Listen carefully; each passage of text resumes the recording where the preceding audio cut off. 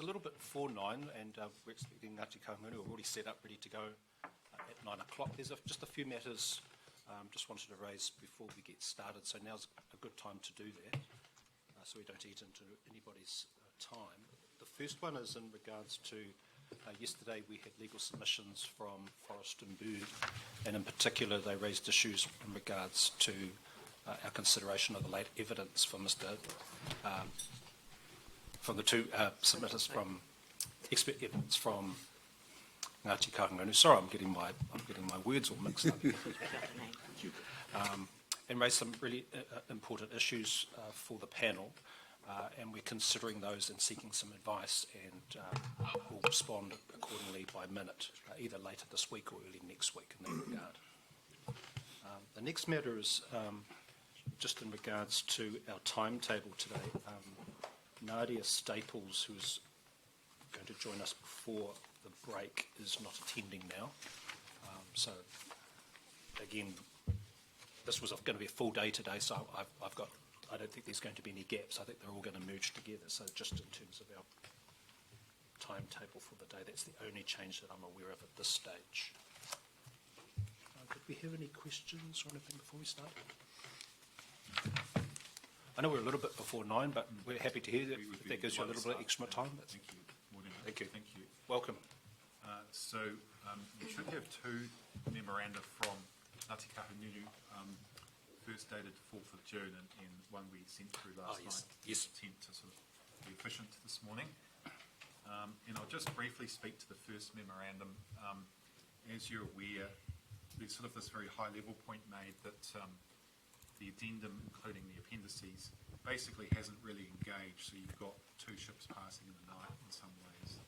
In terms of the recommended track changes put forward by Ray Wilson and her planning evidence, and you don't currently have the benefit of a consolidated track changes version of the different recommended positions of the various submitters, obviously not limited to, but including Ngāti Kahungunu. And my experience, certainly in the Environment Court, is that that would always be done and would be done by the council so that everyone has in front of them, a track changes version with, it might be 3 different layers for each objective and policy that's in dispute. Yes. And we submit, you really need that. And that should be done on a staged basis so that we're all working off the same document, and logically that could include some caucusing, planning caucusing. So we're encouraging commissioners to use your powers to direct caucusing and some identification of what might be a drafted agenda for caucusing that parties could then comment on. And we've actually suggested 3 layers of caucusing, one being the cultural effects values, second was the water quantity drawdown effects, hydrogeology, and obviously last but not least planning. In that regard, I do note we became aware late yesterday, and in my case and Shade's case this morning, that there has in fact been caucusing as between some but not all of the water quality experts. And we are slightly disappointed that other submitters weren't given an opportunity to be involved, because you may recall Mr. Smith it was indicated by commissioners he would be involved in the relevant caucusing, so we're hoping that that would be seen as a preliminary document subject to the opportunity for other water quality experts, including Mr. Smith, to have involvement in that. When on a very quick review this morning of the JWS that's come out, it does appear there's quite a lot of, points of difference there, not a lot of agreed ground, but it would still, I think, Commissioner would benefit from additional caucusing in that subject matter. As to the, Cat has 9 lives, and it was great to hear Forest and Bird raising the flag around this issue of late evidence. So I don't think I need to go over the matters raised by Forest and Bird, but I note your indication through the chair, and that one assumes we'll have an opportunity for input into whatever position that the Commissioners take on the late evidence in the context of the matters raised by Forest and Bird yesterday.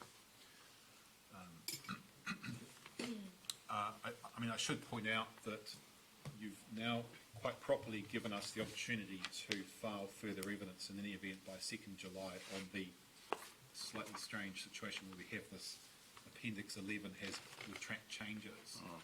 And the obvious scenario is that is going to be that we will be filing evidence, and it will be expert evidence from Mr. Smith and Mr. Tuka on that. And so, regardless of your directions on their initial briefs, their second briefs, if I can call them, will be stated as being compliant with the code. So you'll have a hybrid problem coming your way.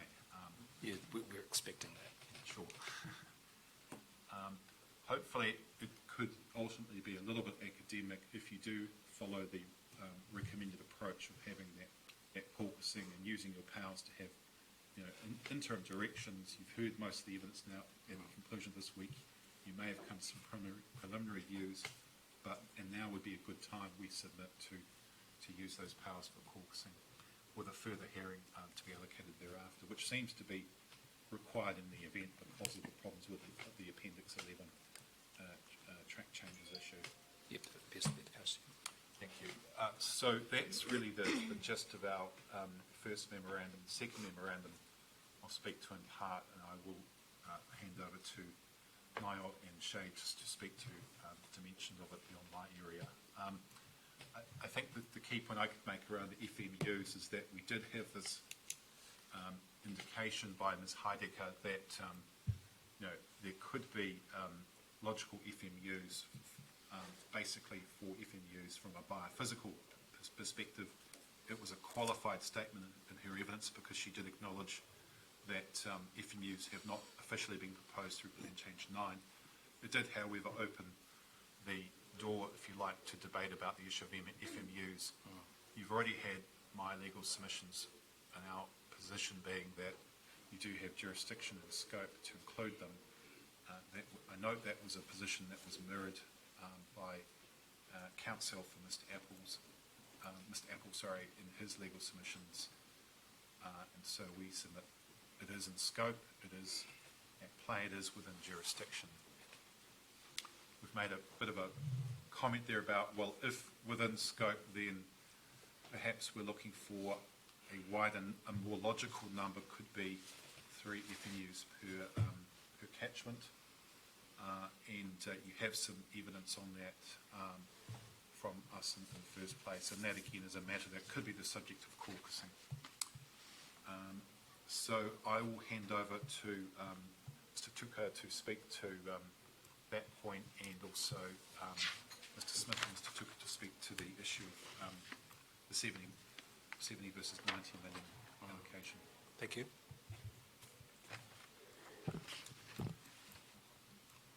Kia ora. So I'll take it as read.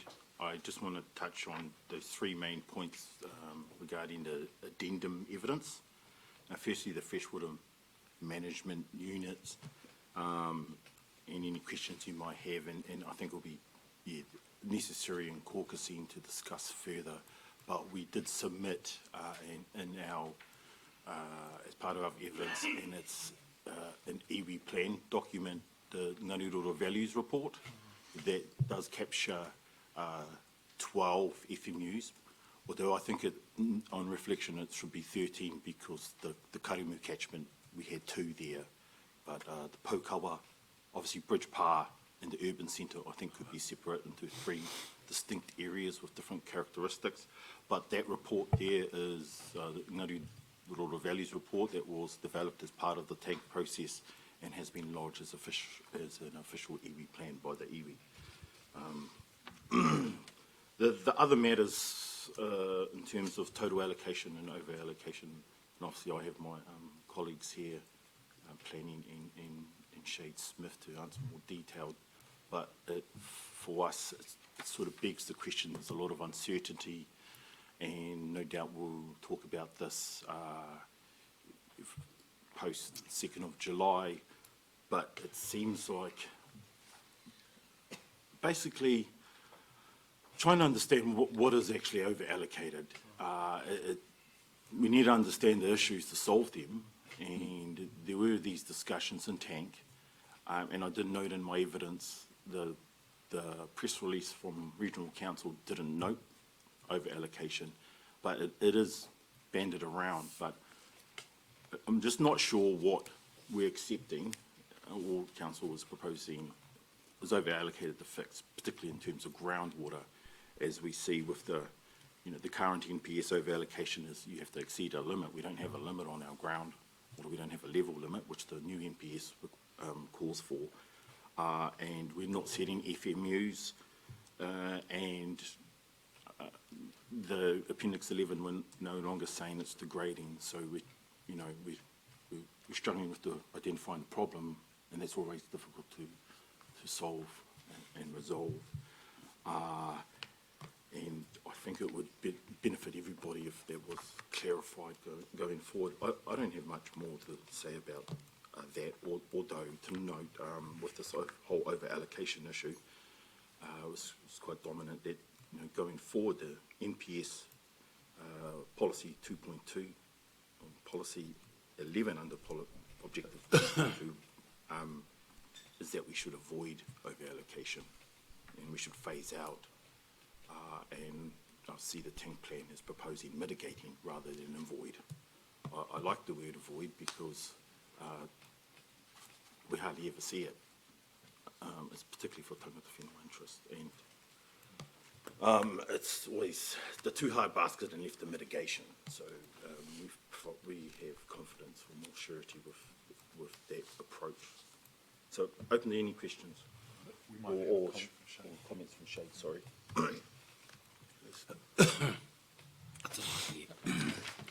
I just would also like to just reiterate our council's concerns around expert caucusing last week. Sorry, I may have been remiss in setting out my credentials and my yet to be accepted or not evidence. However, I have conducted multiple water quality investigations over the years. In fact, some of my work has been in reviewing some of Commissioner Ryder's work in AFCO and over the years. So apologies for that, not setting that out, and look forward to if there was any more opportunity for caucusing to be involved.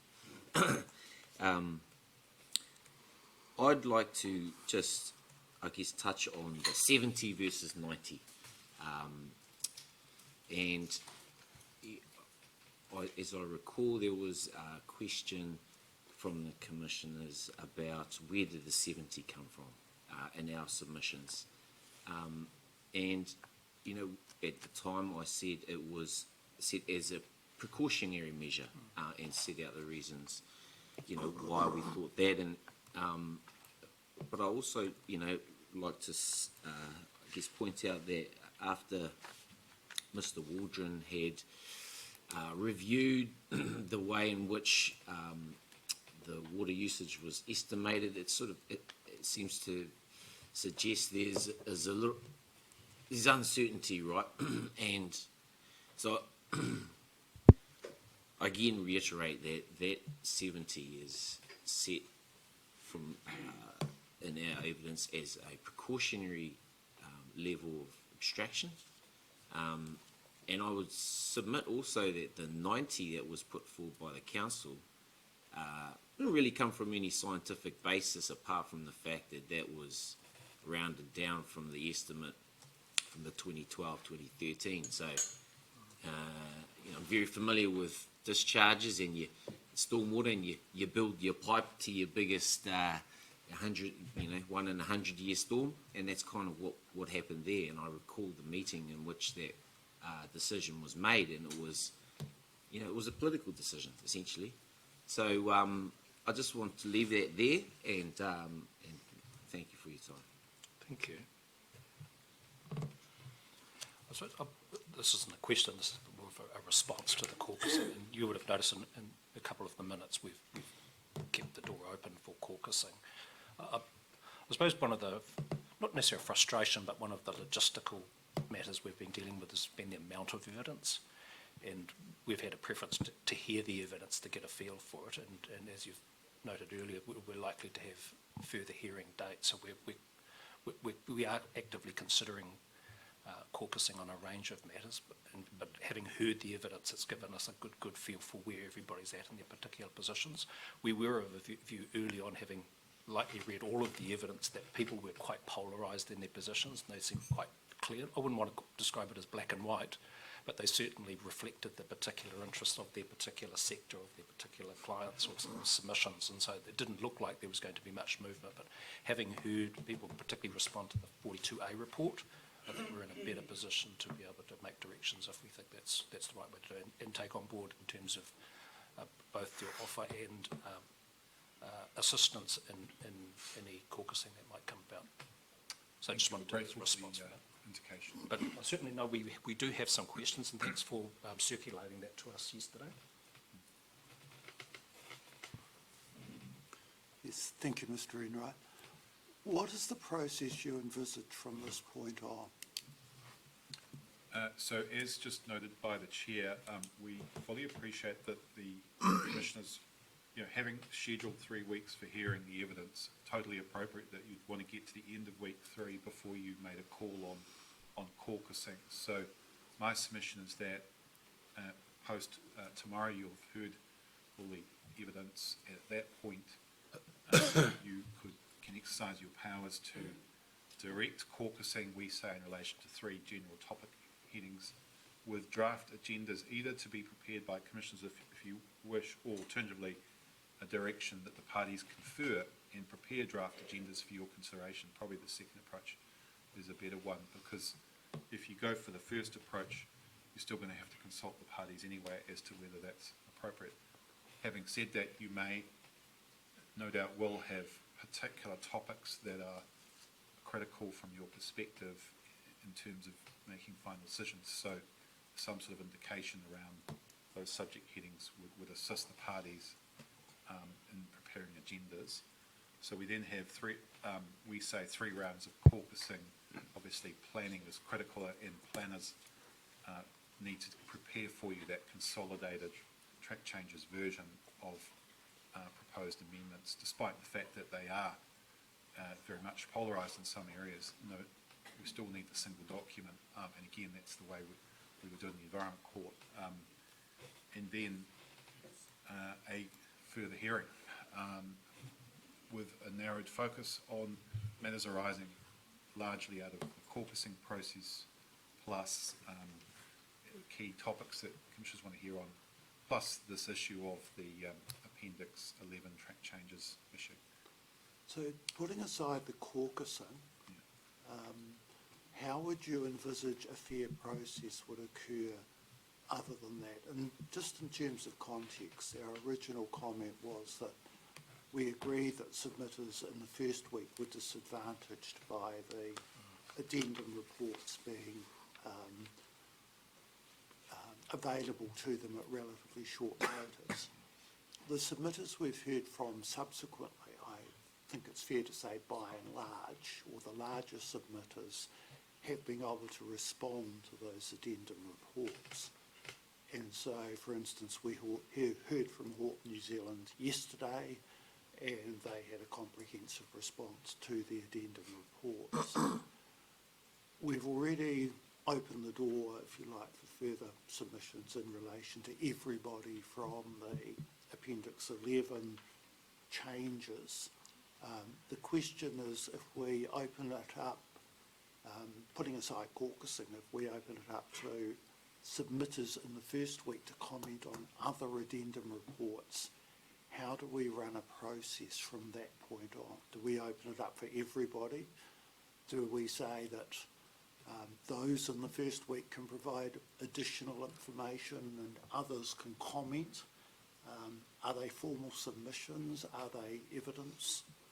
Do you have any thoughts about that? Yes, so it's a common process to have sort of an interim hearing and some directions arising, and then a subsequent hearing which has a much narrower focus. And so it's the issue of narrow focus. So as you've rightly pointed out, if we did have a second hearing, it's going to be limited to matters arising out of caucusing, plus the track changes to Appendix 11 and any other issues that you, the commissioners, identify as relevant and material.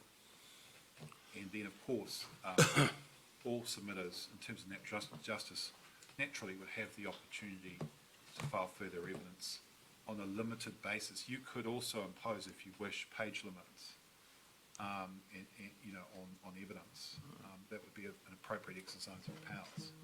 So we get a focused approach to the key topics that commissioners are interested in hearing more evidence about. So what you're suggesting is, in effect, an environment court, how the environment court would run a process like Indeed. this, and we should follow their practices or guidelines. I'm not sure they have formal guidelines on it, but their practices. Indeed, and you'll be familiar with, as a board of inquiry type approach is another way of thinking of it, but yeah, same, yes, correct. Okay, thank you. Thank you. Can I just add quickly, if I may, and forgive me if it's an unnecessary reminder, but we're in an interesting position in the sense that other submitters have had, by and large, a substantive response by way of the addendum to the substantive matters raised in their submissions. We have not, the issue for Kahanunu is not necessarily that we need more time as such to be replying to the addendum. It's that we actually haven't received a substantive reply to particularly my evidence, and what the council's position is on those matters, hence the opportunity that we see caucusing brings to actually find the points of difference, what council's position is on those things. So it's slightly different than other submitters, because I think, and listening particularly to, some of the evidence yesterday, Mr. Brown's in particular, those are very, very specific matters, a subset of a rule, which, we might have further comment on, but at this moment, we have, or at this part of the process, have much more fundamental issues with the plan and the drafting and the approach being taken that we believe need to be dealt with first and foremost, prior to getting into that detailed tinkering, essentially. I guess my reaction to this, and I'm speaking for myself, is we've probably got 1, 2, 3, 4, at least 4, maybe 5 different draft plans in front of us from various planners. The positions in those are starkly different in some cases. I don't know that, and I don't know that there will be a lot of benefit by encouraging planners to caucus, given the amount of polarisation in those views. But certainly it will be an active issue for us to consider. And I'm just speaking on my behalf, not everybody else. Just engaging with that, I mean, one option is for you commissioners can direct, well, if commissioners were to determine that it is appropriate and within scope to have FMUs within Plan Change 9, what would that regime look like? And then planners are entitled to make that assumption and then give you their response. If commissioners were to impose a total allocation limit on Brownwood of at X or at 70 million, how would that be reflected in the rules? And have planners comment on that, and then again, that's a reasonable exercise of your power. Yeah, and we could reasonably narrow those issues down. Yeah, to absolutely. those sort of plans. So that we then, in the ideal world, we might have, 2 versions of, the plan provisions, or 3 or whatever, but narrowed right down. Do we have any other questions?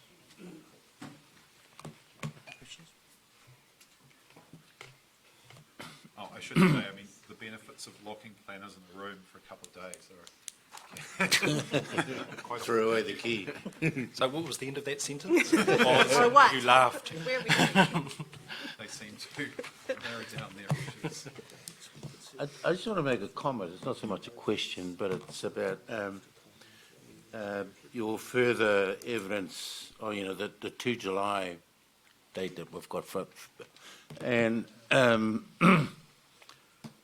one of the issues that still swirls around in my mind at the moment is the whole bunch of stuff around Te Mana o Te Wai, and the way in which cultural values is actually defined or discussed.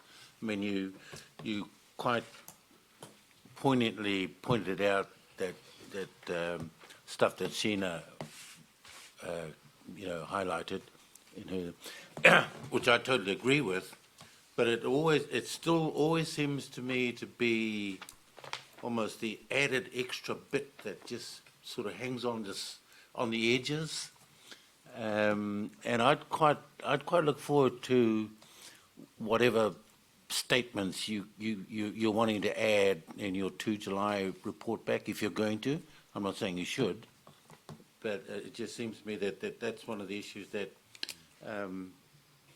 I think it's an ongoing conversation. I mean, it's a conversation that won't stop. But I think you've reached points where some definitive sort of milestones need to be stuck in the ground as you're going along. And I think that's what you're kind of saying for the rest of this, you know, the caucusing issue and that sort of stuff, that you need to be able to pin some of that down. What are your thoughts on that? It's a point well made and taken, and certainly these two are on a strict deadline to produce their evidence, and we'll certainly address the point raised by you. Thank you. Okay. Yeah, just as a final comment, I'm thinking aloud here. I'm just wondering whether, in my mind, there's some discrete processes or there is a process which brings all of these things together. So I'm just wondering whether, and I haven't conferred with the panel yet about this, in regards we might be of a mind to have a draft memo setting out the process from the end of this week onwards.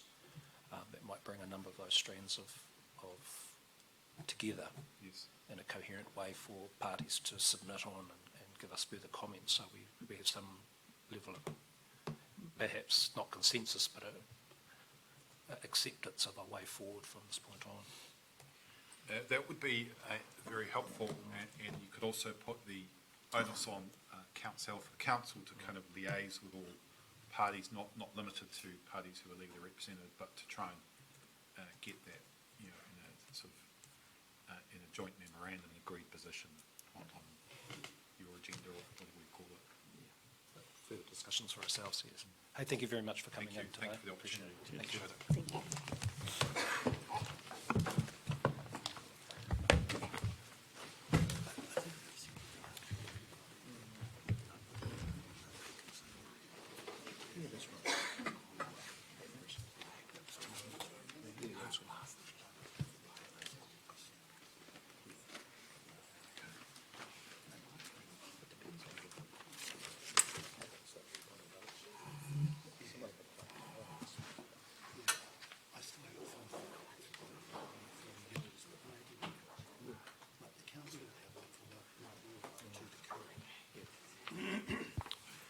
We currently have Lisa Tuhi is our next presenter. Good morning, welcome. Now, I'm hoping you're not intimidated or feel uncomfortable, because we have had a lawyer talking and we're talking about processes and procedures. We want to make sure that everyone feels really comfortable about giving their submissions. So, happy for you to introduce yourself and yourselves and provide your presentation. Thank you.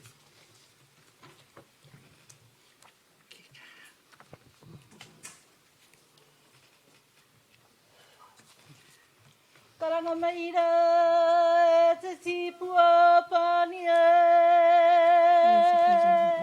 e waka e ke maina e tata e te waka mininga ki runga i te reo pōhiri e karanga maira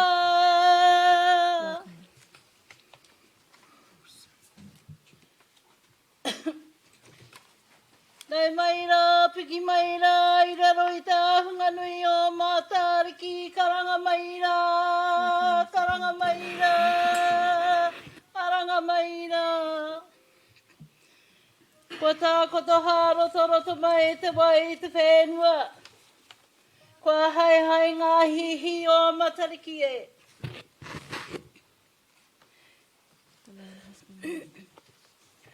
E ngā mana, e ngā reo, e ngā rauranga tirama, e ngā kārangarangatanga maha, o ngā marae maha, o ngā tikahunganu, o ngā hau e whā, me te mana whakahaere o te kōtitai ao mo te huihuinga nei. E tuake nei au, kai mua ia koutou e tū whakaitinoa. Tēnā koutou, tēnā koutou, tēnā ra koutou katoa.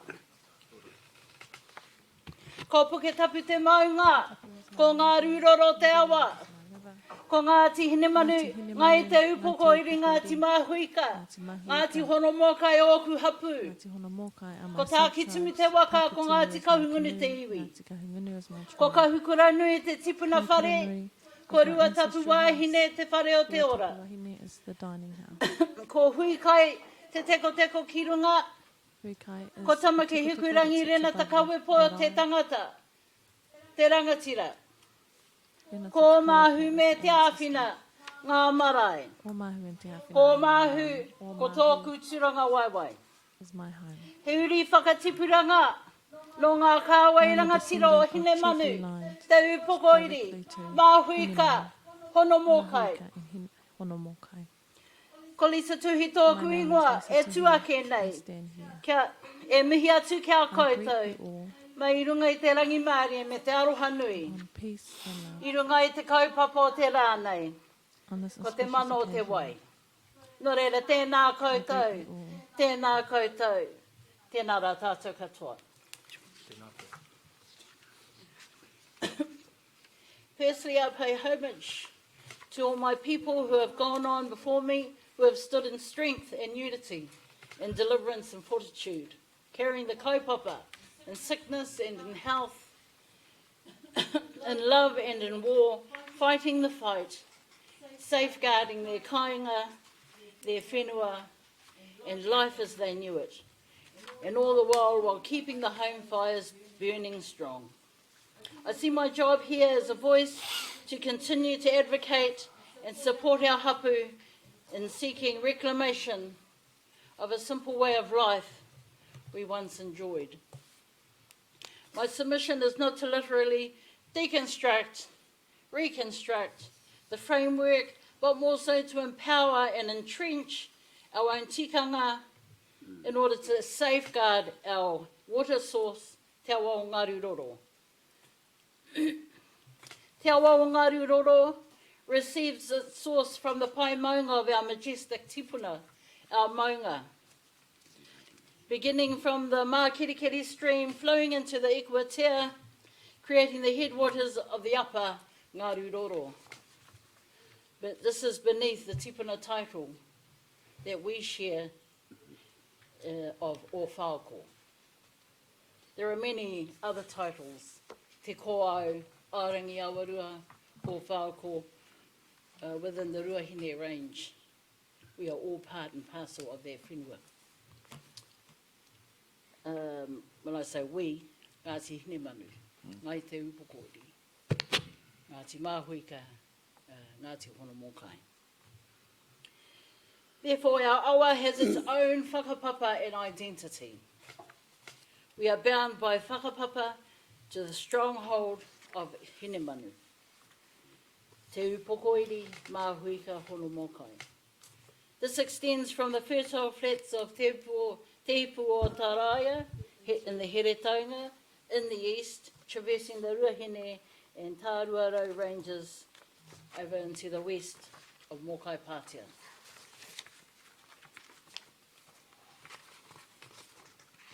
The hapu estate of Hinemanu and Te Upokoiri consist of the largest tracts of land still in Māori ownership.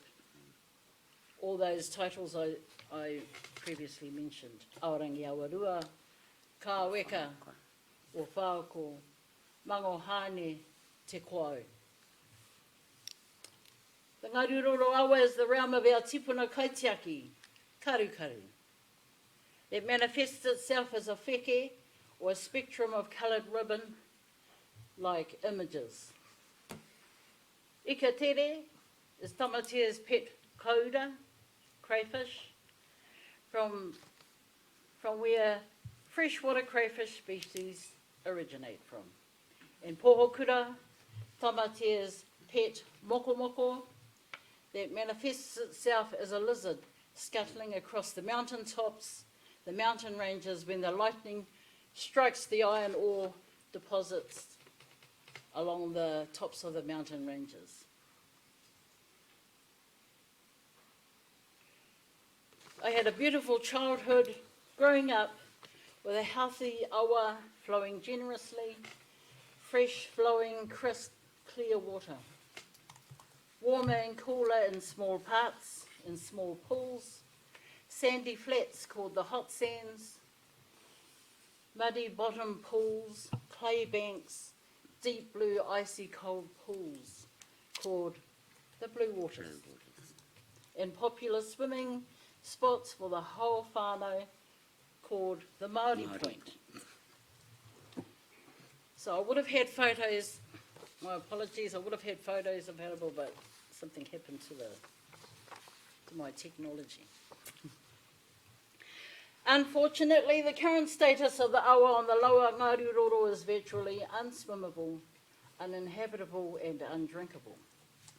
The simple freedoms and rights to enjoy swimming in deep blue waters, clear flowing currents, or just basking in the hot sands in our awa, Ngāriroro, has deteriorated and no longer exists for us.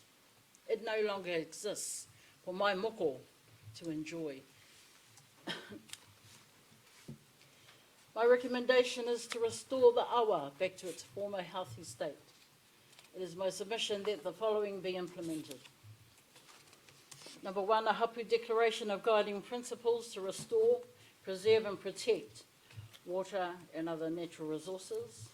I put in brackets the Mātātua Declaration. It needs to be the Hinemanu Declaration or Te Upokoiri Protocol. We shall not build, for example, we shall not build on our wahi tapu. We should not own the water outright. We should share the water outright. We should look after the water. We do not own the riverbed. We need to research and replenish and nurture the riverbed and everything else that is related. A hapu declaration. Number 2, a hapu declaration of guiding principles to restore, preserve and protect native flora and fauna within our hapu domain. Number 3, resource marae-based, hapu-driven resource management units. 4, resource marae-based, hapu-driven resource management initiatives and research projects. Number 5, resource environmental and cultural impact reports. Or teams, properly resourced teams to help our councils, to help inform the policies. And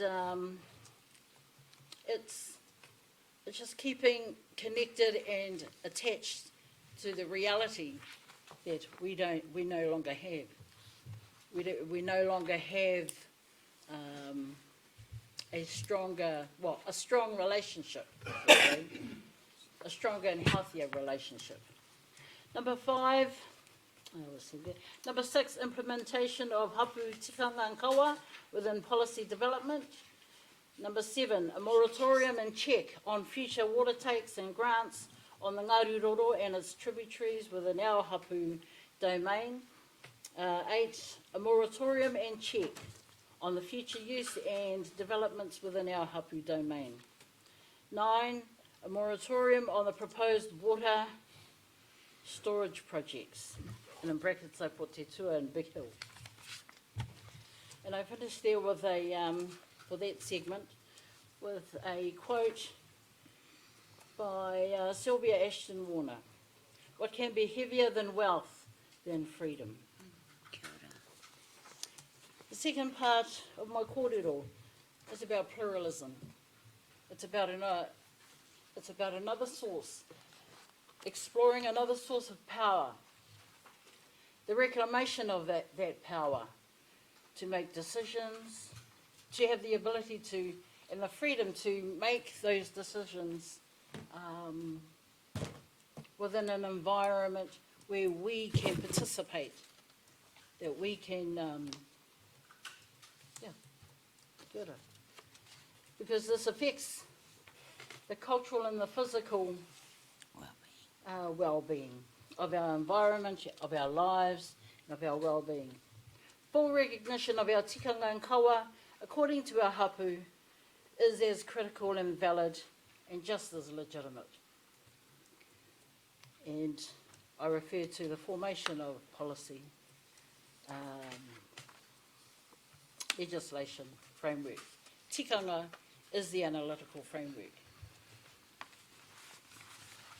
It is important for there to be checks and balances from a hapu viewpoint upon successive governments, statutory authorities, and to create a place of goodwill and equality within our society, our democratic society. Pluralism will allow for more than just the one source of power or view to be relied upon when considering things like policy. Always harp on back to the word policy, because at the end of the day, the policy is I must look after you, you must look after me. That is the policy. For our hapu of Hinemanu, we may wish to formulate a protocol for communications, say, if we should select a tipuna, namely Kahukura Nui, entitled the Kahukura Nui Protocol, literally translating Kahukura Nui as the big rainbow. We liken the colours of the spectrum to the tipuna, melded together in unity and harmony. That's the integrity of the kahukura. While each tipuna maintains their own individual identity, they ultimately come together for the good of the kaupapa, which is to keep cohesion, integrity of the arc formation of the rainbow. And this is what I would consider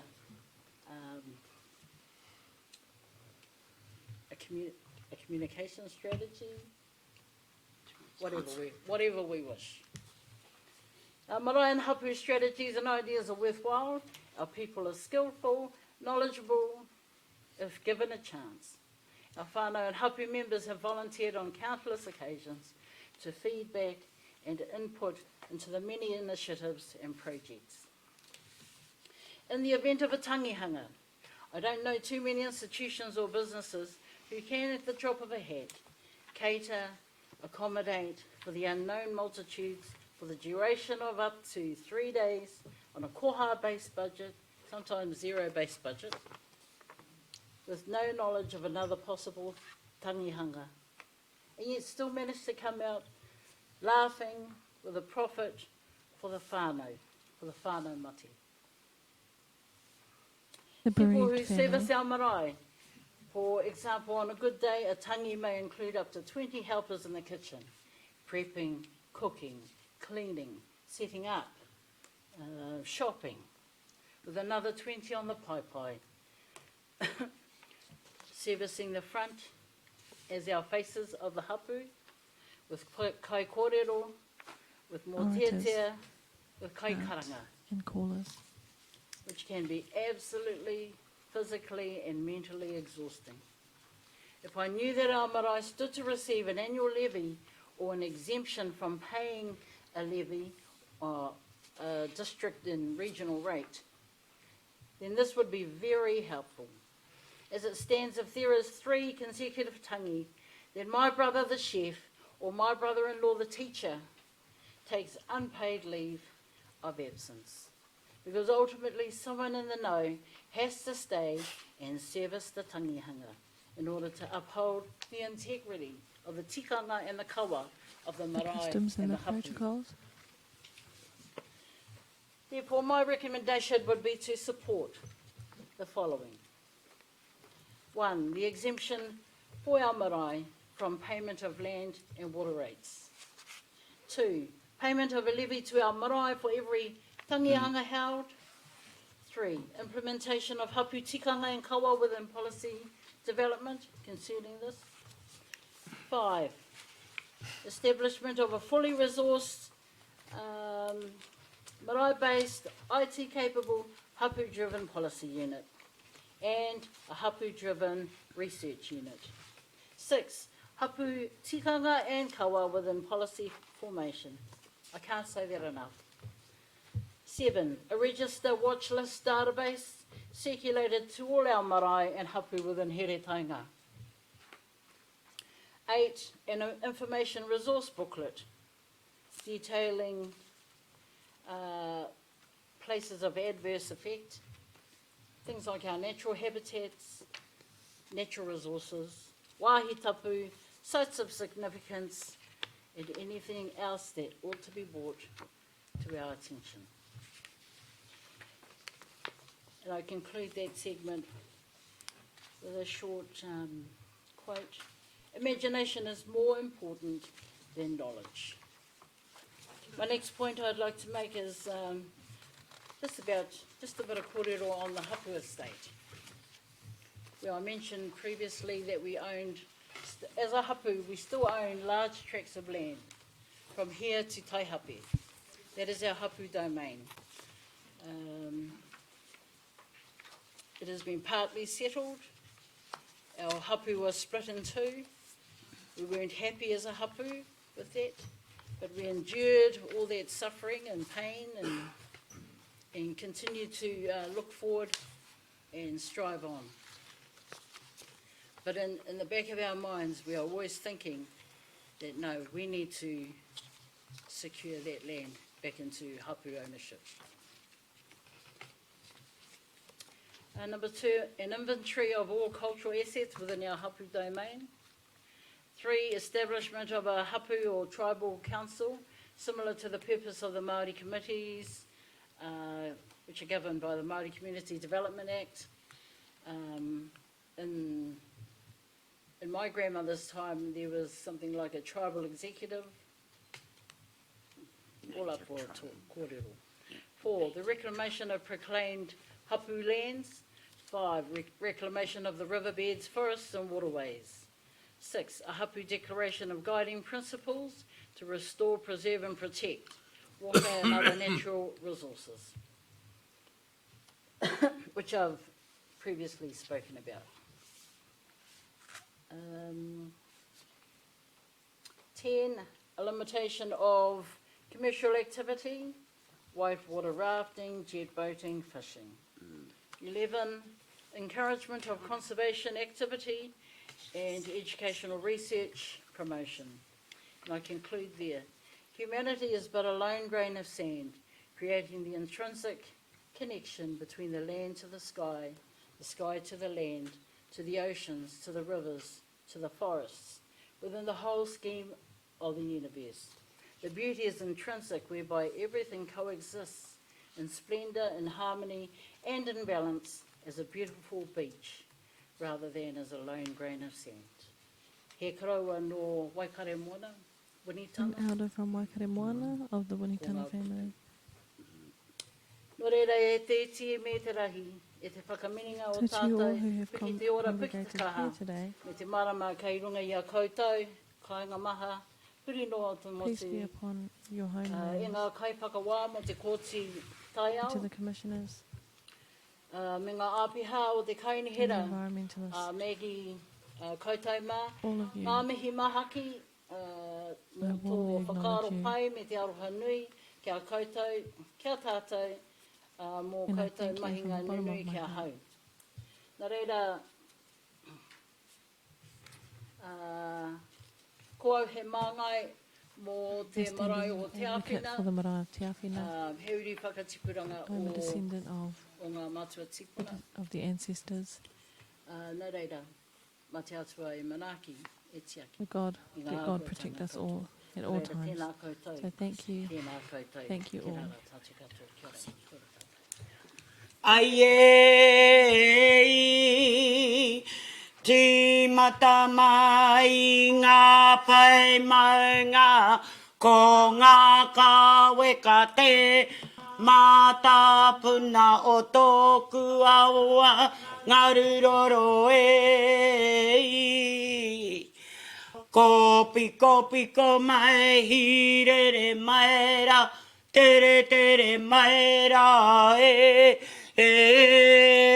ka uriki o hiti ko karu e tiakine i ngā wai o tōku awa kāhu ka titiro ki o mahu ki te kareti ko Ka hukura nui rua tapu wahine, ko ngā whakaruru au, ei. Ko ai mātau e tuake nei, e mi kau ana ko nā tihine ma. Ko ngā tihono mokai, ko nā ti mahu ika, ko ngai te upoko iri, ei.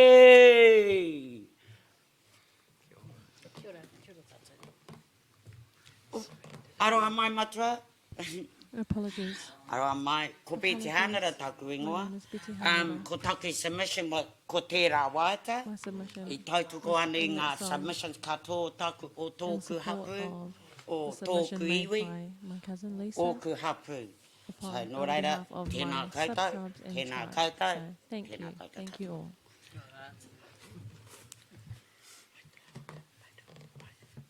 Ka tira me tūake rā ki te mihi. It's only right that I stand to Te mihi acknowledge ki a you, koe me wō to kōrero. acknowledge you and Ah. what you had to say. Wō kōrero mō te awa, What you had to say about the Ngaru river Roro. of Ngaruroro. E ki nei koe, You say kia ore ake anō a Ngaru Roro ka pai. that until Koe nā Ngaruroro te, is te huarahi thriving hei again, takahitanga mō all will tātou. go well. I roto i tēnei hui e hui nei tātou. That's why we Reira, have come kanui rā te mihi atu ki a koutou. gathered here to Kōrua discuss. tahi, I acknowledge you, koutou both katoa. of you, all of you. Ko tai mai, me te kaupapa e whaihare nei e tātou.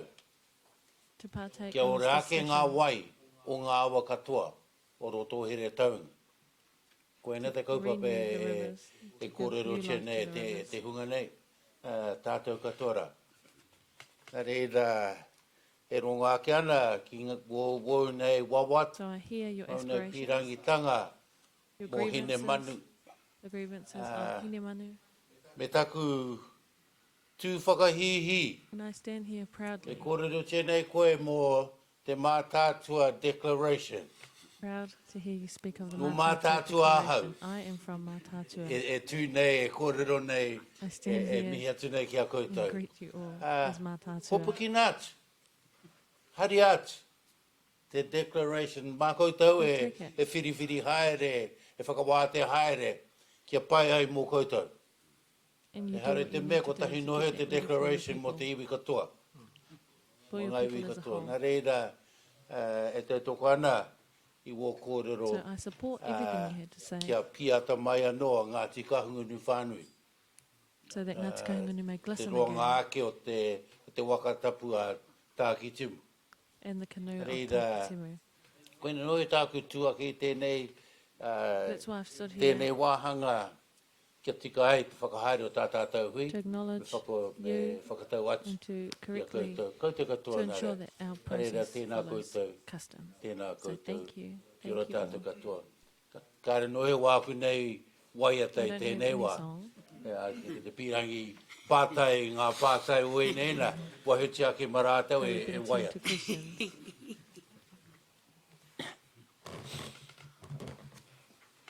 Papa ki kawana.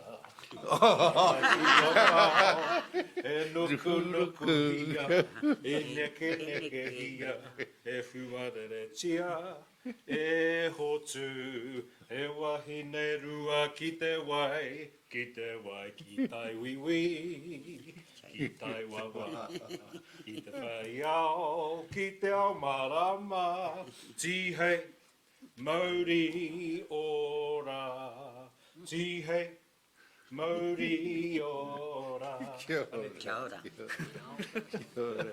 Show off, eh? Well, he asked us, what's the I song? know. Kia ora, kia ora. Did we have any questions? I just had one response and perhaps two little questions. One was, I think you've written your hapu management plan. Yes. You've got all the magic ingredients for a hapu management plan here. My questions was particularly around, you've mentioned the Ngaruroro and how it's changed, and I was wanting to know in terms of what are the specific things that you've seen have changed and from when that started to happen. Well, if I could have had my photos on delay for you. Yeah, my IT, you know, it just didn't quite work. That's okay. But, either way,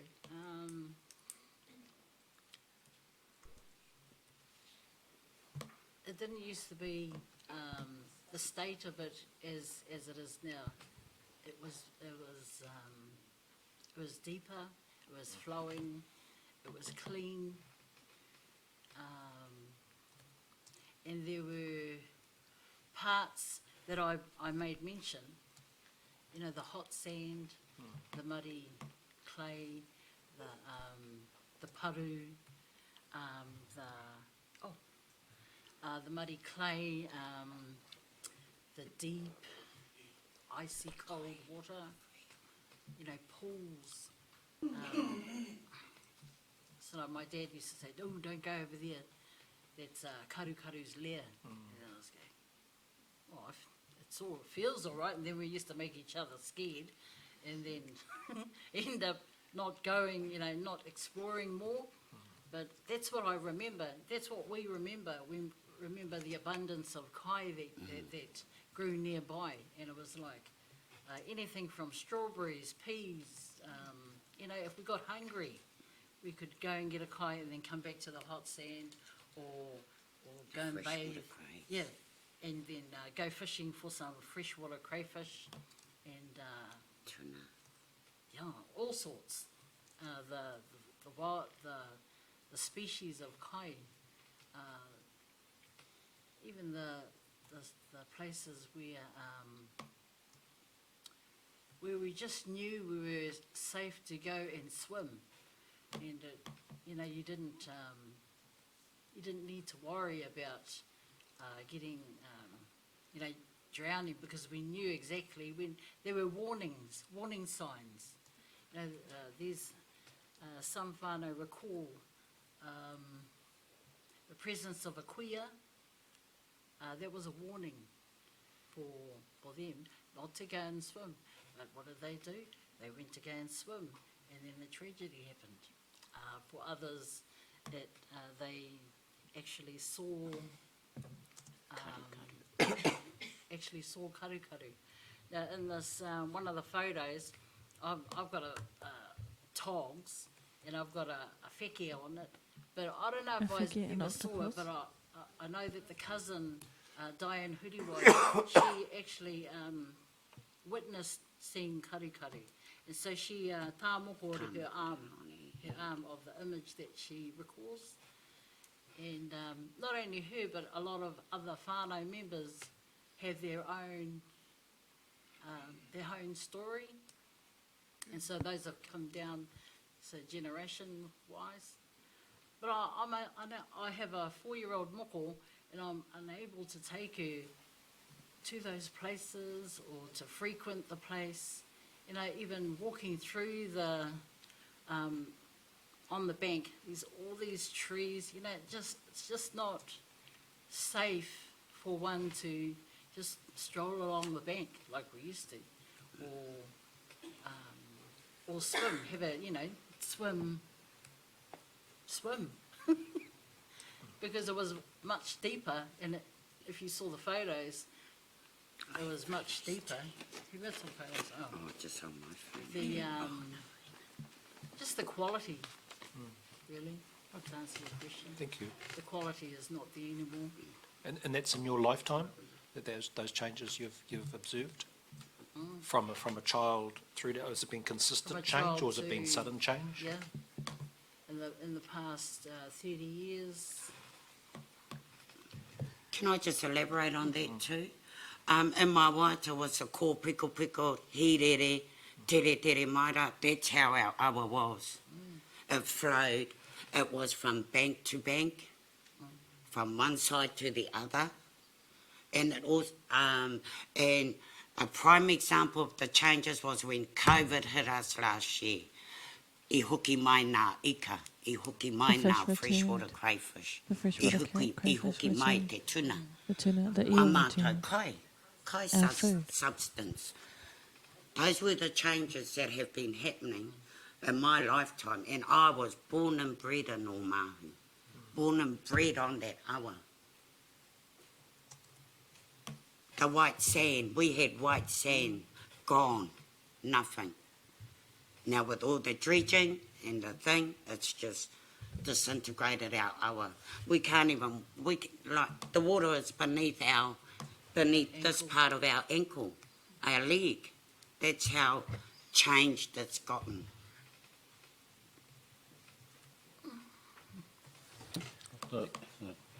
Although I'm very envious of the point you make here about having 20 people on a pai-pai, right? Not many pai-pai around have 20 people on them. That's on a good day. Is that on a good day?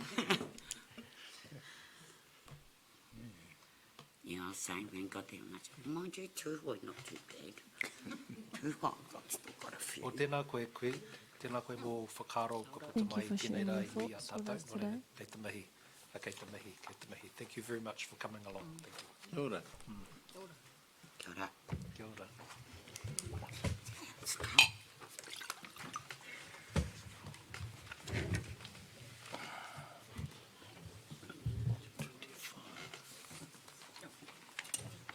Tough one, my niece. Awesome.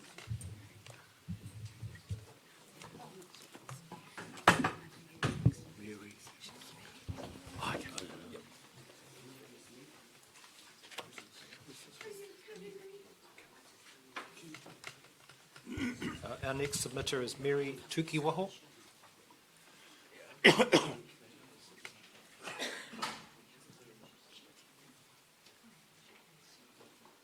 all right. Tēnā koe, Mary. Tēnā koe. I just finished work, so excuse me. That's perfectly good. We've been handed round a 3-page statement. Thank you. Yeah, I thought I'd better let you fellas in what I was talking about. Thank you.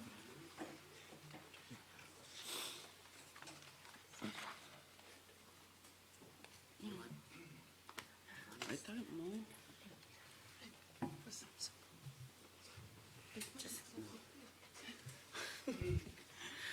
Mas a seria o teixa.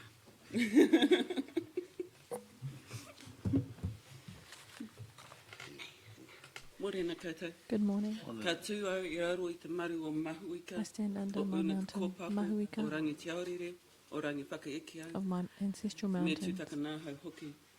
Ko rātou mā o ku tūpuna. They are my ancestors. Ko Mary Tukiwaho tōku ingoa. My name is Mary Tukiwaho. He mihi atu au ki nā tāne e noho I ana acknowledge I the men mua that I au. sit before me.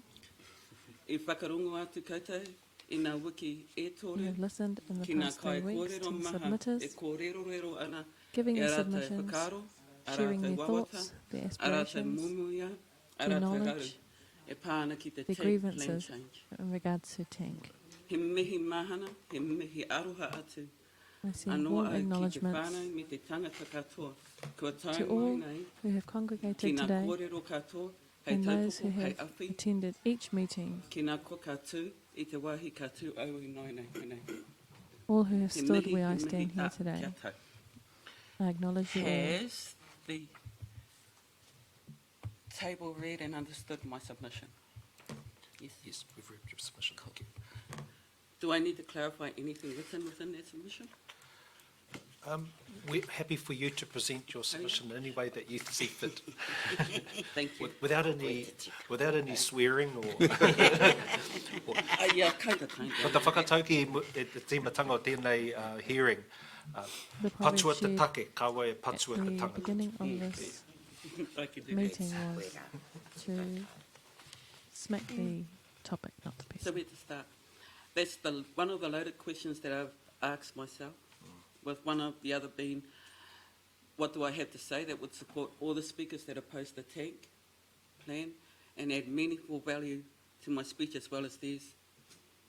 Let's start with a recap. Over the last 2 sittings, you have heard a range of speeches from mana tangata and what they need to have changed within the tank plan, through to organisations and what they want to come out of the tank plan. If we are being honest, open-minded and transparent, some of those speeches were of immense value to the tank plan and on point as to what is needed to be changed and implemented. Some were far-fetched and added very little value whatsoever, and others were monotone, dried, and put Mary to sleep korowai through the their speech. No, I should say that the hearing panel has not fallen asleep. Yeah, I went to sleep, just about went to sleep on one. Not because they didn't have anything of value to add, but because I lost interest in what they were trying to say. So where to from my summarising? What are my points of added value for the proposed plan change 9, aka the tank plan? Let's discuss tokenism, management, solutions and implementation, all of which are referred or implied to in my submission. I have 2 questions to ask actually on this. In reference to the S42A, on page 19, sections 85 and 86, the Hawke's Bay Regional Council Planning Committee, the RPC, is about a co-governance group made up of regional councillors and post-settlement governance entity representatives for management of natural resources. Is that correct? I'll have to have another look. Oh, okay. Well, it's there. The other question in reference to this is Te Tai Whenua or Heretaunga, one of those representatives.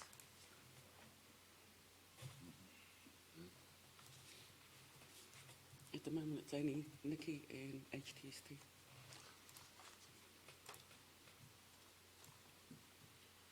Oh, well. Sure. I'll carry on. I would like it to be noted that as tangata whenua, and I will not be the only one to disagree with Nikki as well as HTST speaking on our behalf, and that is I do not give my personal mandate and the mandate of Runanga Marae to the representatives of the post-settlement governance entity to speak on our behalf, unless there is a representative from Te Tai Whenua or Heretaunga speaking on behalf of Ngā Marae or Heretaunga.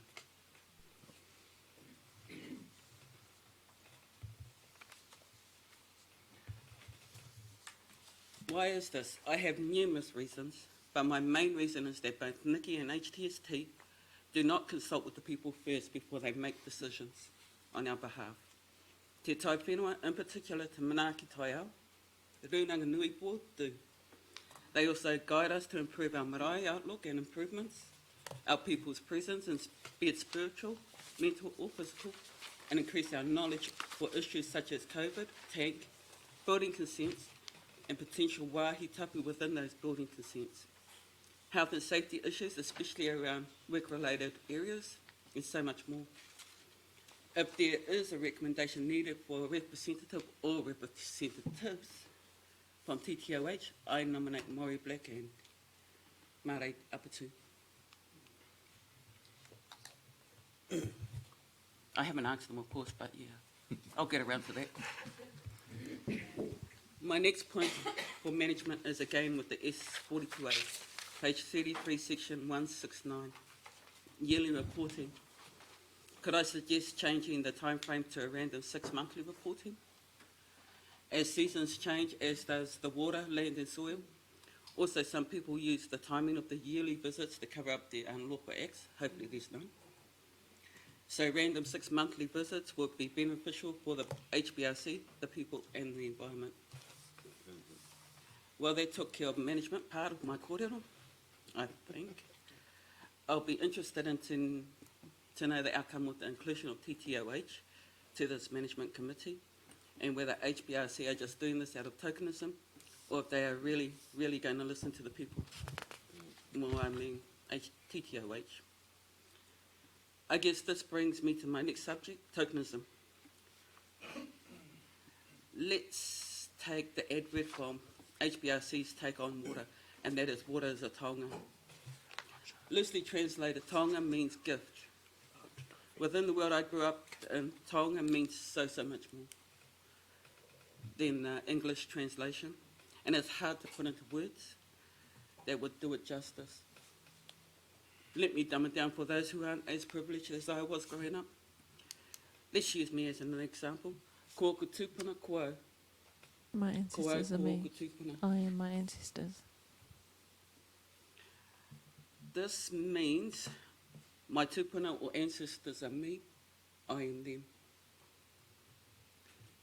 How is that possible? I am my tūpuna not only through DNA, but the experiences passed down to me through my name, my whakapapa, the land they struggled and fought to keep for me, the stories, the songs, proverbs of them, etc. Through these, they live through me from those things that I know of them. It's like ko te awa, ko au, ko te awa. The river The is river me. is me, as I am the river. Meaning that without water within the awa, I cannot survive. Without the kai from the awa, I cannot provide for my whānau or myself. So you understand my point on tokenism?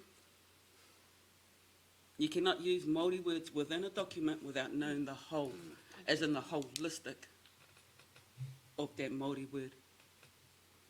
It's it's just tokenism, or what I call ticking the brown box. I commend the S42A for integrating Mātauranga Māori into the changes, if they only Māori could be knowledge. set into practice, and not just words for Māori to appease the Treaty of Waitangi Role, by using such words as Māori, awa, puna, etc. My take on solutions is kind of tunnel visionary. Similar to what I see, I do only. It would be what I know to be the best of my knowledge, what I believe in wholeheartedly, and what I fully understand. Which means what exactly in regards to the tank and in particular the Appendix 11. I do not hold a doctorate or even a certificate in water hydrology. So who am I to give my understanding of water quantities? Let's just say that the Naruroro water levels are at the shallowest that I have ever seen them, going from centimetres, or from metres to centimetres, in the space of 20 odd years, give and take. The once beautiful full river or bridge pa is no longer. Runanga Lake, once full of tuna, freshwater crayfish and mussels, is slowly receding and no longer has freshwater mussels or crayfish. It barely has tuna in it. Solution 1. To increase the water level at Omahu Bridge, close off all man-made rediverted streams that take the water out of Naruroro from Omahu back to Opako. This would allow for water levels to increase and for the aquifer and springs to replenish themselves. Yeah. Solution 2. Reinstate the old natural waterways once the Naruroro River has risen to the level it should be. Solution 3. Re-educate the farmers, growers on how to reuse water waste.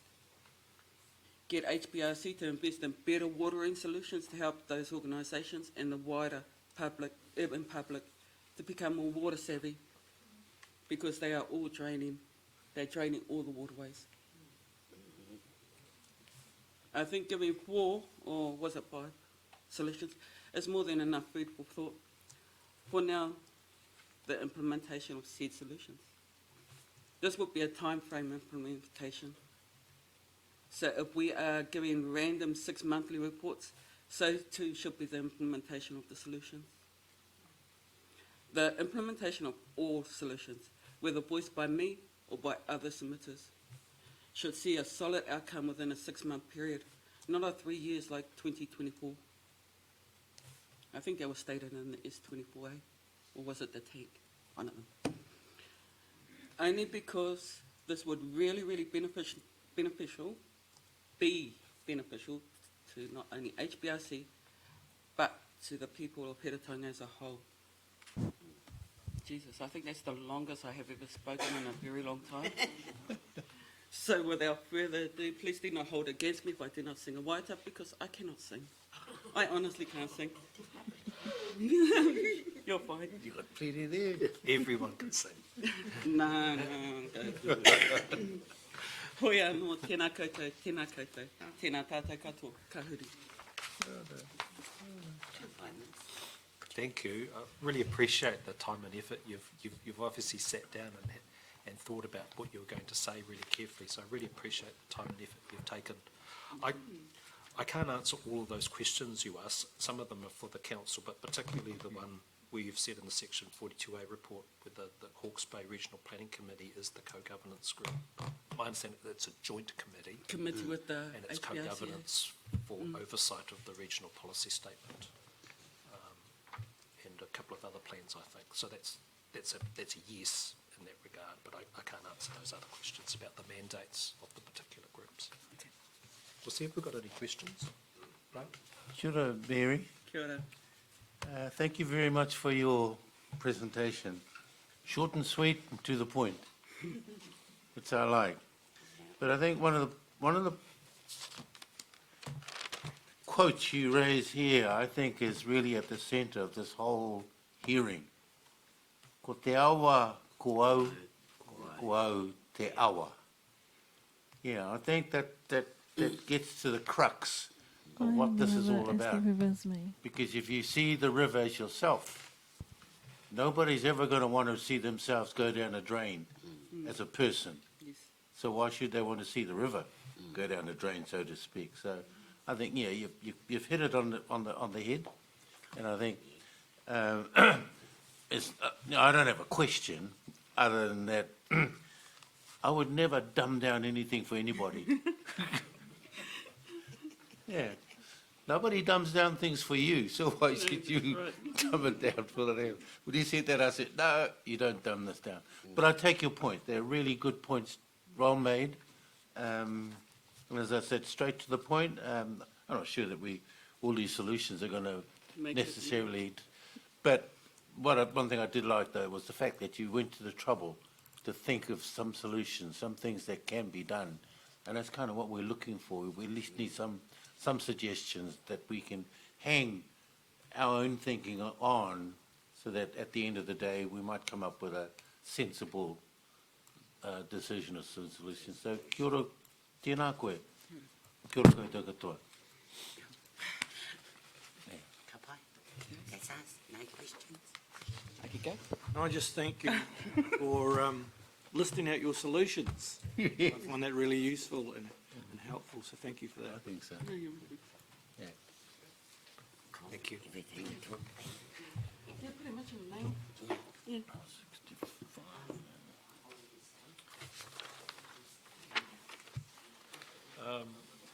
Our next submitted, we don't have so it's Ahuriri Estuary Protection Society. So can I have that? Oh, yep.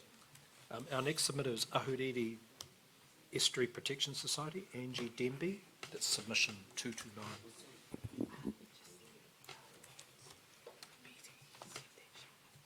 Okay, she's done.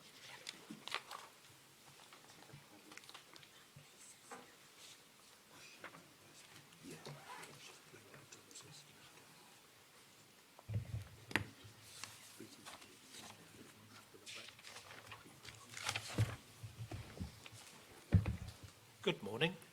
Welcome. Good morning. Organising myself. We've got your submission and happy to hear your presentation. Thank you. So, for others, I'm Angie Denby of the Ahuriri Estuary Protection Society. The society was formed in 1981 to prevent a marina being built in Pandora Pond area. And it was successful at the time, and of course there's been issues for the estuary ever since. So we continue on. Ahuriri Estuary, Te Whanganui a Orotu, is quite a unique estuary in the fact that it's the biggest on the east coast and it's right next to a city. So that gives it an enormous number of challenges. Our group submits to local government plans, and specifically recently we've been submitting to the long-term plan on the regional park idea, which we have some concerns about. But our major concern we always come back to is the pollution of the estuary, and that's coming in from many angles. So the nutrient and sediment runoff from the hills and the roads, The invasive tube worm, which from what I gather from wildlife officers has become an enormous problem. Spreading into urban waterways now. It's in the Clive River under the bridge. It's at the river mouth of the Tuki, and it creates coral-like structures which impede the water flow.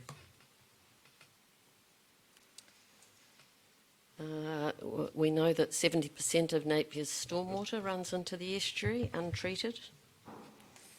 And when those systems aren't able to cope in heavy rain or long periods of rain, sewerage is amongst that as well, because they get mixed up in the pipes. That can go on for hours. So those are all the things sitting behind the estuary itself and coming from outside. So in terms of documents to do with looking after the estuary, we've been networking closely with the Environmental Solutions team in the Napier City Council and getting to understand what they're doing. And what we see happening is if there is a spill of some kind, it's an enormous process, costly, time-wise, for them to make a prosecution. They don't have the ability to have an instant fine. And often they choose not to do it because it's going to cost too much time, dollars, legal costs, etc. At the moment, right now, they've got their first case in the district court from the stormwater review that was finalised last year. The outcome of that case is still to be known. So, as you can see from my submission, we kind of ended up with more questions than statements. But basically, in a nutshell, we're saying what's really needed is measurable outcomes and strong enforceable standards, or else there's no industry won't take any notice because they're accustomed to using over the fence with all their waste, and it's too big a cost and bother for them to try to clean up their act. General public are learning about stormwater too, and that what they drop in the gutter goes out to the estuary, so there's a lot of education needed. But the main thing is measurable outcomes and strong enforceable standards for what you're doing. So, yeah, that's from a layperson's simple understanding of what goes on. And maybe timelines. Right. Thank you. Sorry, I'm Lynn Anderson. I'm also on the committee. Sorry. Yeah. So that's all I had to say. We'll see if we've got any questions. Exactly what is the catchment of the Ahuriri estuary? I know it goes up towards Bayview, but how far south does it come in the old Tutukuri, from the old Riverbed Road, the old bed of the Tutukuri? How far up does the catchment go? Well, it's all the whole stormwater network. So Napier City, and what about the area towards Taradale and the hills up behind Taradale? Yeah, the Taipo stream, and of course what runs into there from the hills. So anything from around Taradale is also part of the catchment of the Ahuriri? Is the wider catchment. Okay, thank you. You've touched on the cross-contamination issue during high-flow events when you've got sewage entering the stormwater system. Are you aware of, I know it's an issue across many cities in the country, and I've worked on a few of them myself, but are you aware of whether Napier City has a program of works involved to deal with that issue? I know it's not an easy one to deal with, often when you're dealing with historic reticulation systems, and often it takes a bit of time, but I'm just wondering whether you know whether they've got anything in place in terms of addressing that issue. I haven't talked with them personally. I've seen what's come out in the paper recently to do with some kind of poly tube that they'll slide down into the waterway to protect it, and I guess cover up any gaps, holes, leaks, that kind of thing. No, sorry, I don't. It's all I right. don't They're know. appearing tomorrow, so Yeah, we good. might get something from them directly. Yes, do Thank you you. know that? No, but they're certainly very aware of the issue. And they're very concerned about it. They do try to do the best they can with the infrastructure they've got. But, as I understand it, the infrastructure's just not adequate, just Right. can't cope. Well, I think historically they were designed to do that, to take that overflow. But those sort of practices are no longer acceptable, I think. But it's dealing with that infrastructure. It's not an easy task. Thank you. How many members do you have in your society? 70 at the moment. It's waxed and waned over the years, depending what's going on with the estuary. And you said in your submission that you hold a number of clean-up events and talks and Yeah, submissions. And those we have a monthly clean-up. We've just this last one linked with Napier City Council, and they've provided black bags and the offer of taking the rubbish away, etc., which we've dealt with ourselves up until now, so that feels a good connection, and they're actually going to open the bags and look at what's in there to get an idea of what people are throwing away around the estuary. Yeah. What's a regular monthly clean-up look like? It looks like, well, the last one there were 11 of us.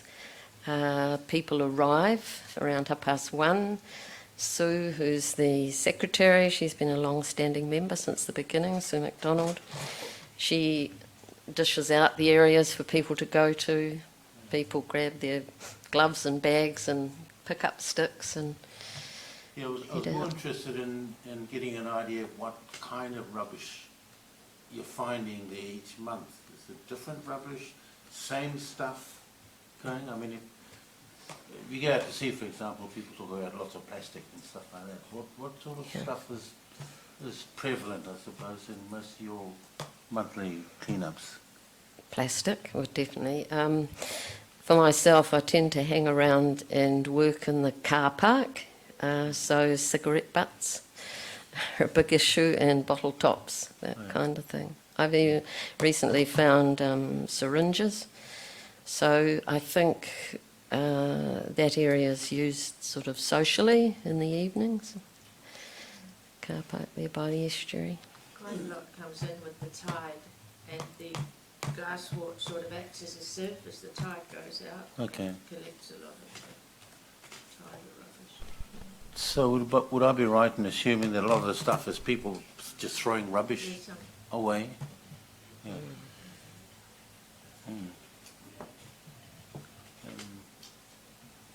So do you have any sort of thoughts on how the system ought to be dealing with that better?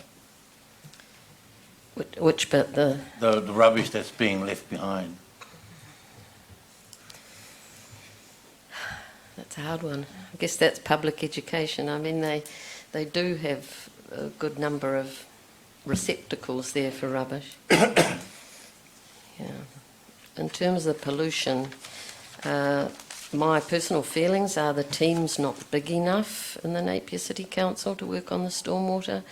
They're just a little team of 3 or 4 people responding. I see the person that I network with out 24 hours a day. He's on call. Any little spill. Yeah, it's not really a big enough team. Good. Thanks very much. We don't have any further questions. Thanks very much for coming in. Thank you. Okay, everyone, we're taking a break now, and we'll be back at 11:20.